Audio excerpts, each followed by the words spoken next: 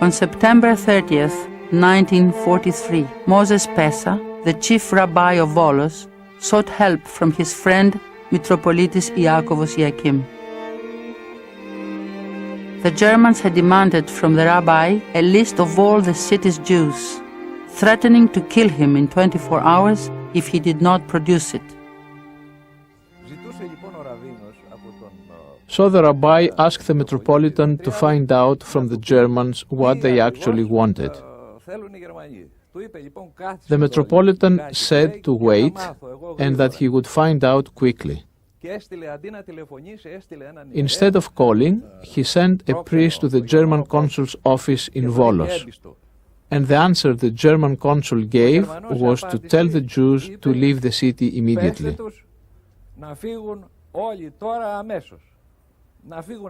The Metropolitan gave the answer to the rabbi. He blessed him and advised him to take his people and leave Volos. He also gave him a short note which the rabbi could show to any villager or to the partisans wherever he and his people went. The Metropolitan wrote that the person carrying this note is a teacher and that he and his followers should be given whatever help they needed. So this is what happened. The rabbi took the note, went back to the Jewish community, and told them everything that he had learned. He warned them about what would happen.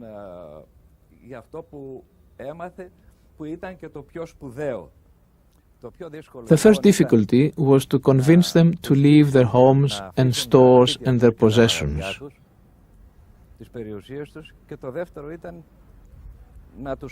And second was to convince them to go up into the mountains, which they did not know. They would have to carry the old, sick and small children. Finally, the rabbi convinced them, and most of the Jews of Volos went up into the mountains. The people in the resistance and the others they met helped them. And about 600 Jews were saved. About 150 came back too early because they thought the danger was over, and the Germans caught them and they were lost.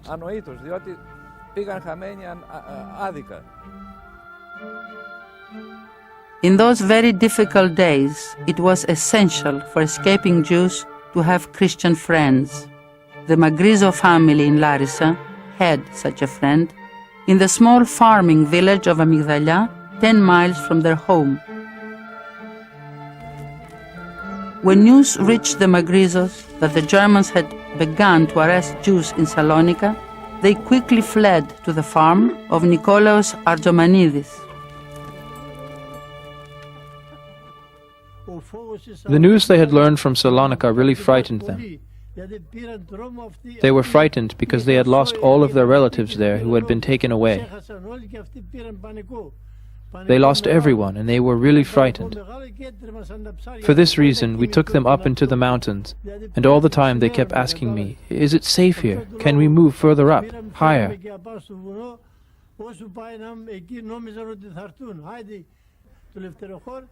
That's why we took them to a small village high in the mountains, and there it was safe, because the partisans were also in the area, and they had posted guards, and they were capable of warning people if German military units were coming.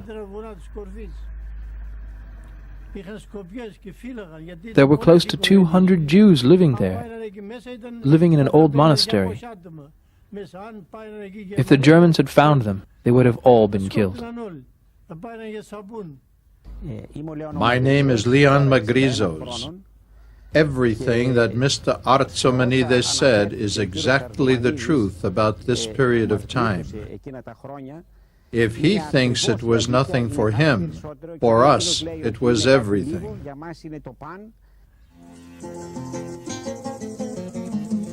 The Greek resistance, which had developed into partisan units after the German occupation, had different political loyalties and within each a variety of functions. In Stomio, a small village halfway between Athens and Thessaloniki, Mr. Stavros Diamandis recalls rescue events which occurred here. The Jews came here because they were being chased by the Germans. They left Volos so that they wouldn't be captured. They came here to hide in the mountains. That's why they came here, to be saved. There were 4 families, about 21 people, young and old people, and small children. They stayed 11 months in the village. These are the houses in which we put the Jewish families. There were 8 people in one and 2 in the second. And they stayed there. All of the village helped them and loved them. Only one person came out and said, "What are they doing here?" And I said, "They're my people, and I'm protecting them." And after that, all of the village showed them care and love. We helped them because they were like us. We helped because they had small children, old men. The whole village tried very hard to help them. We helped them to survive through our friendship, not for anything else. It was as if they were our own.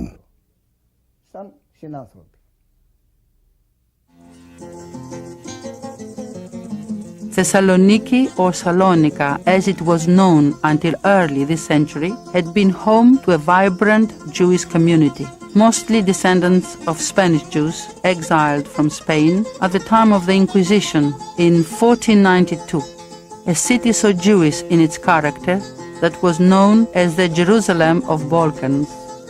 Close to 50,000 Jews lived in Salonika when the Germans occupied the city in April 1941.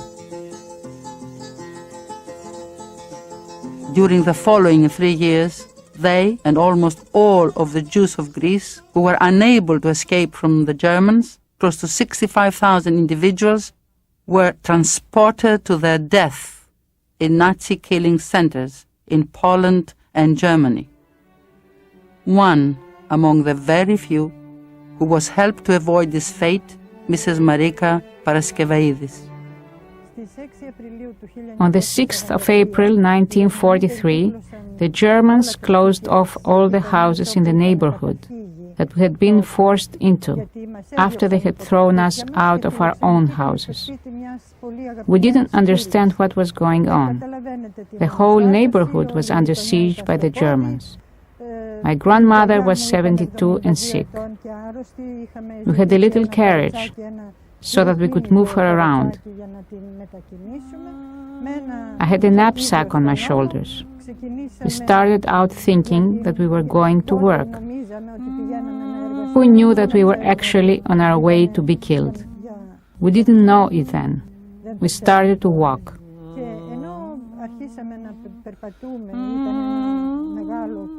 We were in a large crowd of hundreds of people, and we walked up to Konstantinidi station.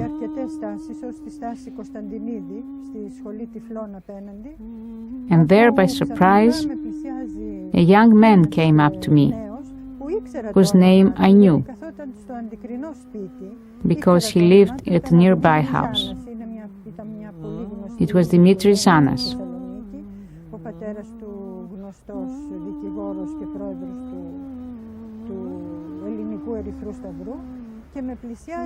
And he told me to leave the line and go with him.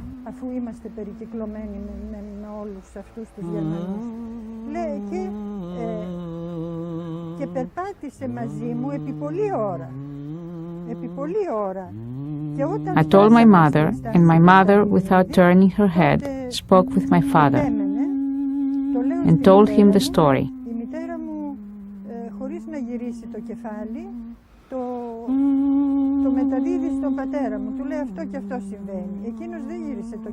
And he didn't turn his head, but he nodded his agreement.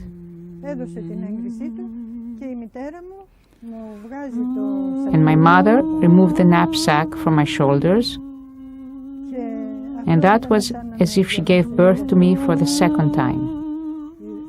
It was the second time I was born.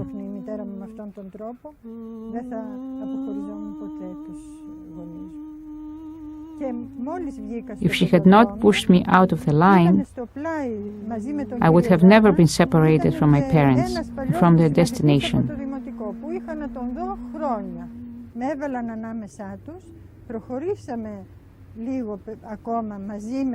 And then we reversed our direction and we walked to freedom.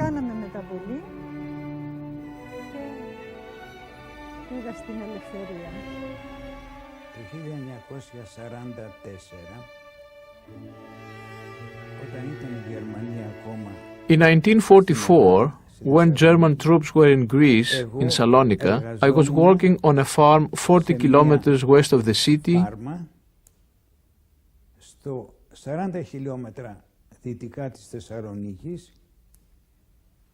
near a town called Adendro. There I was informed that a young Jewish girl was being brought to the farm and that I was to hide her.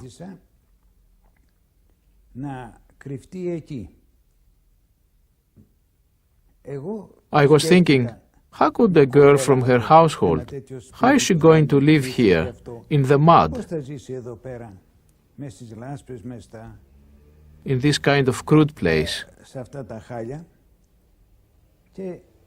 But I said, if the Germans are chasing someone, you cannot say no. You will want to save the person. What else are you going to do? The next day she came with Dimitris Zanas and two other friends.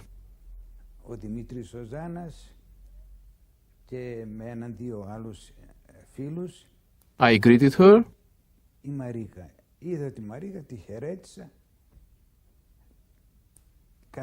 We sat down, we ate, and we started to work together.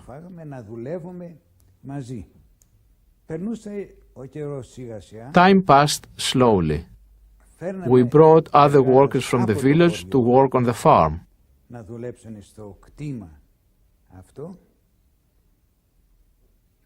The thought that is deep in me,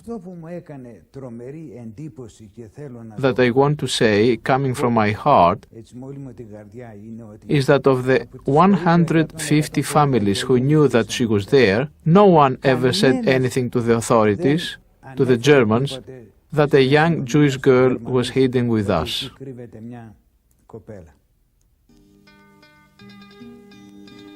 Marika and Stavros successfully evaded the Germans and shortly after the war were married. Theirs was a happy story, and theirs was an extremely unique experience. Almost all of Salonika's Jews perished in the Holocaust.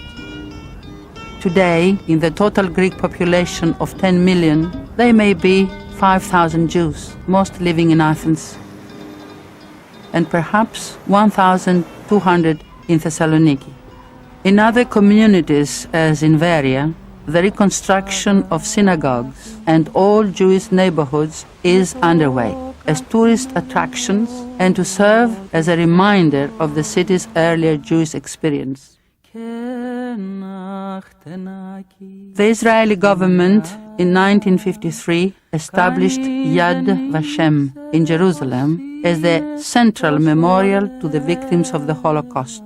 Within this sacred site is the Garden of the Righteous, which honors non-Jewish citizens of other nations, whose selfless courage enabled some European Jews to escape.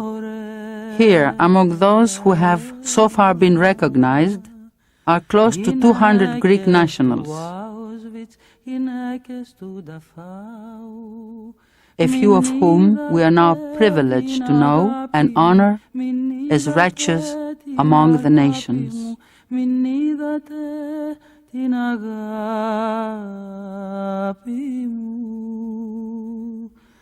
Την είδαμε σε πάγερη πλατεία.